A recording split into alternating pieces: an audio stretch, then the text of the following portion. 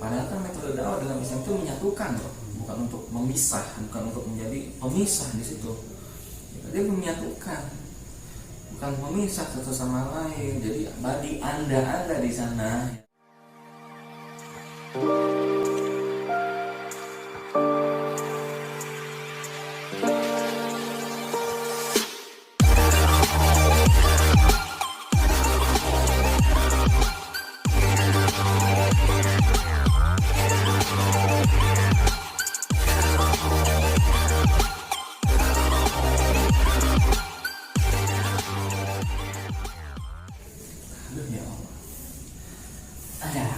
Oke, balik lagi bersama channel Lantaran Kawanto yang sudah lama tidak upload, dan sekarang balik lagi dengan di podcast dan Ruanto.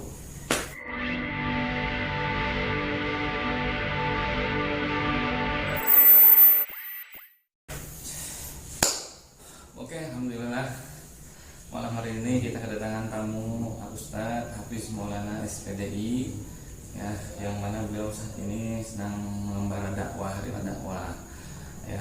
Jadi sedikit kita akan membahas tema tulus dan fulus. Nah, jadi apa sih tulus dan fulus itu? Yang fulus seperti apa? Yang tulus seperti apa?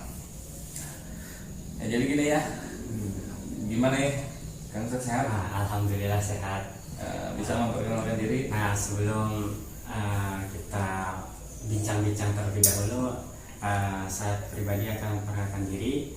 Nah, nama Al-Fakir Hafiz Maulana. Nah, dan sekarang saya bertempat tinggal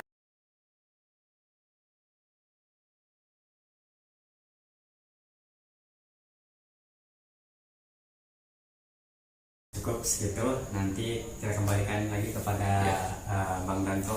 Jadi gini ya, Kang Ustadz Hafiz. Jadi Kang Hafiz, kita akan bertanya berkaitan dengan fulus dan fulus. Metode pengajaran seperti apa sih yang tulus dan fulus? Dalam arti fulus itu ya sedikit banyaknya oleh oknum ya, oleh oknum ini mengharapkan imbangan yang lebih atau yang berlebihan gitu. Kalau yang tulus itu kan dengan sendirinya, dalam arti sudah ada program, ada bentuk yayasan dan sebagainya, ada akunting, manajemen administrasinya gitu kan, tidak berlebihan dalam arti dia pengen segala sesuatu itu dibayar, ya, dan berlebihan gitu. Nah, itu gimana pandangan Ustaz? Silakan. Jadi ketika seorang pendakwah lah ya, kita simpel sedikit lah ya, bahwa ketika seorang tokoh agama umum, begitu ustadz dan yang lainnya, dia mengajar, lebih tepatnya mengamalkan ilmu bukan karena Allah, dan bukan karena semata-mata mengikuti jejaknya Kanjeng Nabi dalam berdakwah. Artinya dia dalam kutip adalah dia tidak ikhlas atau belum sampai kepada ikhlas. Kenapa? Karena dia bertujuan selain kepada Allah. Artinya dia ingin mengejar dunia, kemudian baik itu dari segi jabatan, terutama dia ingin memperkaya diri dengan dakwahnya tersebut. Maka dia tidak disebut dengan orang-orang yang layak berdakwah, belum cocok. Karena kenapa? Karena belum ada kesempurnaan dalam berdakwah, yaitu keikhlasan, walaupun dia orang yang berilmu. Karena syarat orang yang berdakwah itu ada ilmunya dulu. Karena bukan berdakwah, beramal, baru dia mengajar, dakwah mengajar, tapi tanpa ilmu, bukan. Jadi orang yang berilmu belum tentu dia ikhlas mengamalkan ilmu. Nah, bahayanya seperti itu. Terus ada juga gini kan, nah, jadi ada dua juga tadi yang berkaitan fulus dan tulus. Jadi ada oknum, ya, dikatakan itu oknum pengajar yang takut dan khawatir tersaingi oleh pendatang atau oleh ustadz satu sama lainnya, oleh pengajar satu sama lainnya di dalam suatu wilayah, di mana-mana ya boleh kita lihat dan temui, banyak sekali yang takut tersaingi. Contoh misalkan banyak kejadian yang saya dengar langsung kan, jadi orang itu lulus ya dari Turki, dari luar negeri, begitu datang ke wilayahnya sendiri dia dan sebagian jamaah dijadikan imam oleh jamaah dirinya, ustadz yang lama ini tersinggung dan marah. Nah, jadi merasa mungkin dia lebih afdol apa gimana, dia lebih tua satu sisi. Ini yang saya kurang setuju seperti itu. Jadi gini, terkadang kenapa sih harus takut, kenapa sih harus khawatir? Padahal kan metode dakwah dalam Islam itu menyatukan loh, bukan untuk memisah, bukan untuk menjadi pemisah di situ. Dia menyatukan, bukan memisah satu sama lain. Jadi bagi anda di sana yang merasa seperti itu, lihatlah, introspeksi, gitu kan. Jangan menjadi pemisah di kalangan jamaah atau umat, jangan menjadi pemisah di masyarakat. Jadilah penyatu, jangan satukan, gitu kan. Jangan berarti satukan Anda berpikir macam-macam. Orang menyatukan segala macam itu ya karena Allah Subhanahu Wa Taala. Jadi banyak sekali merasa bersaing. Menurut saya kan orang sama dakwah di dalam agama Islam itu diajarkan ya saling, cuma emang dalam hal ini dari zaman dulu juga banyak juga mungkin ya karena oknum lah ya yang iri, mungkin dengki, merasa tersaingi.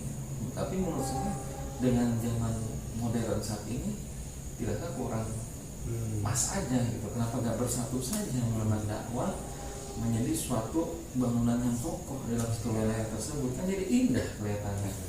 Silahkan. Nah, ketika ada satu tokoh agama, kita secara umum ya tokoh agama baik itu ustadz dan yang lainnya, ada tokoh agama yang sudah menetap lama di satu kampung, dia sudah.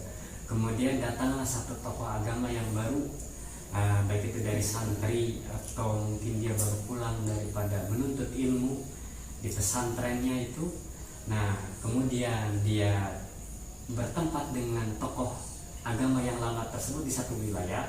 Kemudian tokoh yang lama ini merasa tersaingi, kemudian takut kehilangan jamaah atau takut kehilangan murid, atau lebih tepatnya dia takut tidak ada penghasilan pemasukan dari segi duniawinya, maka dipertanyakan dakwahnya untuk siapa. Nah, jadi dipertanyakan dakwahnya, apakah dia itu dakwah lillahi ta'ala, ikhlas semata-mata karena Allah dan mengikuti dakwahnya Kanjeng Nabi, yaitu mengikuti dakwah Rasulullah, atau sebaliknya dia semata-mata liajli dunia karena mengejar dunia. Nah, maka ketika ada orang tokoh agama yang merasa tersaingi, maka dia dipertanyakan niat dari awalnya dan kemudian dipertanyakan keikhlasannya. Nah, dan yang terakhir itu tokoh-tokoh yang merasa tersaingi itu berarti dia lupa dengan misi kerasulan, misi kenabian Nabi Muhammad, bahwa Rasulullah itu adalah menyatukan umat, bukan memecah belah umat. Nah, ini adalah satu tokoh agama yang lupa. Jadi tokoh di bidang tokoh agama itu kadang lupa dengan satu ini, bahwa tugasnya tokoh agama itu mengikuti Rasulullah, yaitu menyatukan umat, antar ustadz dengan ustadz, antar kiai dengan kiai, bukan mempecah belah umat, bukan memperpecah kiai, seperti itu. Nah, tapi kebanyakan gini loh ya kan. Jadi yang begitu tuh yang mungkin yang kalau saya lihat tuh banyak kiai besar, ya, ulama-ulama besar malah menyatukan.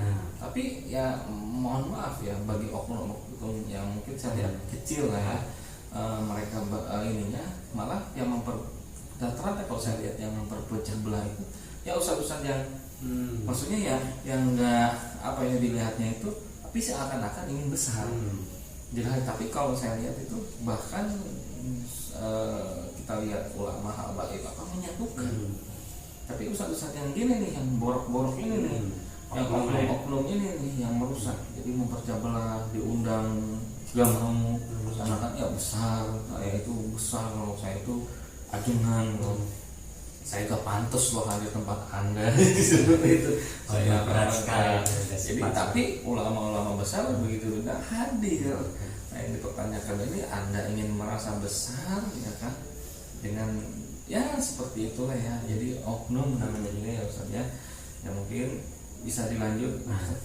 Nah, jadi pesan penting gitu untuk kita pribadi, diri kita masing-masing, dan untuk umumnya, apalagi sebagai tokoh agama. Jadi dalam tokoh agama itu pertama syarat untuk berdakwah ya, syarat untuk berdakwah itu dia harus alimun ya.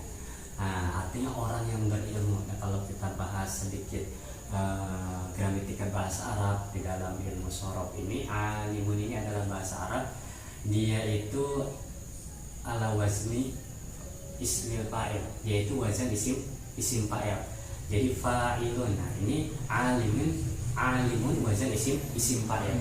Nah, alimun itu fi'il madinya, alima fi'il mudhari'nya ya'lamu. Nah, bahwa alimun, nah, alim ini adalah orang yang berilmu. Syarat pertama orang berdakwah. Dan yang kedua, syarat yang kedua dari berdakwah adalah ya'malu bi'amalihi, artinya dia mengamalkan dengan ilmunya.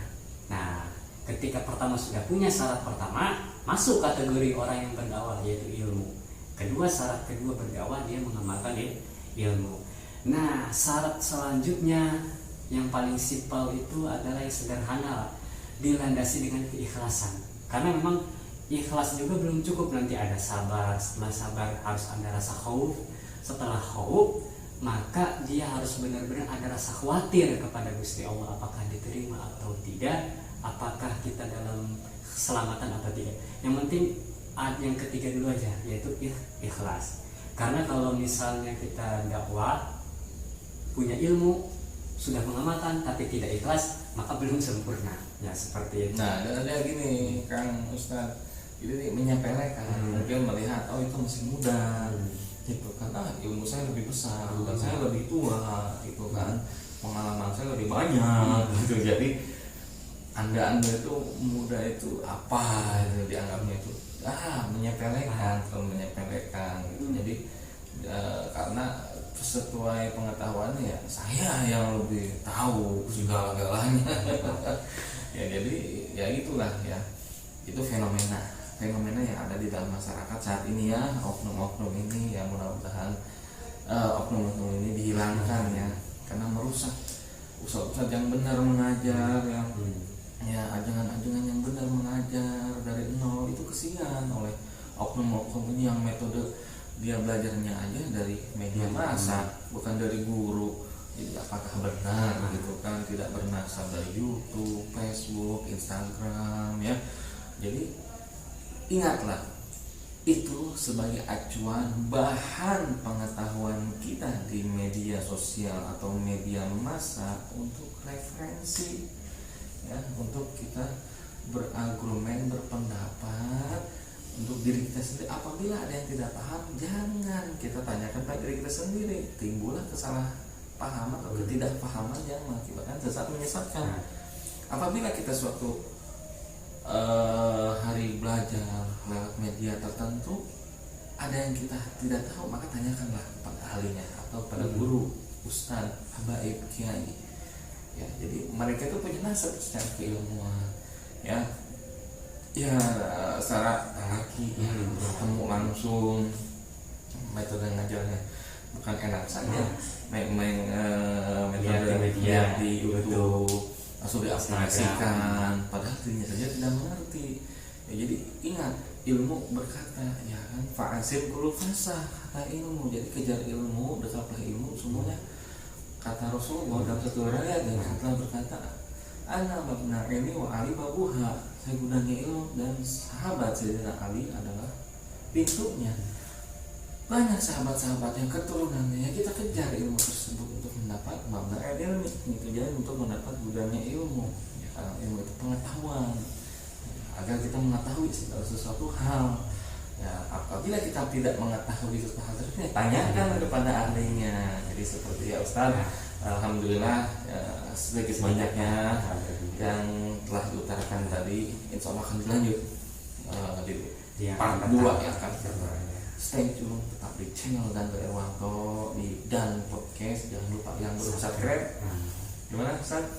Silakan yang belum subscribe, silakan subscribe channel Danto Irwanto ya. Jangan banyak, subscribe, tonton sampai full, like, jangan lupa komen. Nah, silahkan apabila komen yang bagus ya, kita menyarankan komen yang bagus dan baik. Apabila yang negatif, yang jelek, persilahkan juga, tidak apa-apa, balik lagi ke diri Anda ya kan.